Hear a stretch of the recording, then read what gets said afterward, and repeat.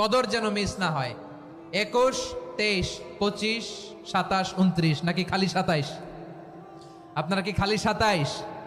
হ্যাঁ না, ফালতামিসু feel আশরিল আওয়াখিরি feel মিনাল ভিতরি, রমজানের শেষ দশকের বেজর রাতগুলোকে কদর হিসেবে তালাশ করো। আল্লাহর হাবিব সাল্লাল্লাহু আলাইহি ওয়াসাল্লাম শেষ 10 দিন টানা ইবাদত করতেন, টানা ইবাদত। ইদা জাআল আশরু আহিয়াল লাইলা আইকাদা আহলা ওয়া জাদ্দা ওয়া শাদ্দাল মিজার, সারা রাত জেগে ইবাদতের নজির নবীজির নাই, শুধু রমজানের শেষ দশক ছাড়া। সুবহানাল্লাহ বলেন। নিজেও ঘুমাতেন না, ফাতেমা রাদিয়াল্লাহু তাআলা আনহু, আলী রাদিয়াল্লাহু তাআলা আনহু কাউকে ঘুমাতে দিতেন না, সবাইকে জাগিয়ে তুলতেন। আমরা সারা রাত জেগে ইবাদত করব, রাজি আছেন তো?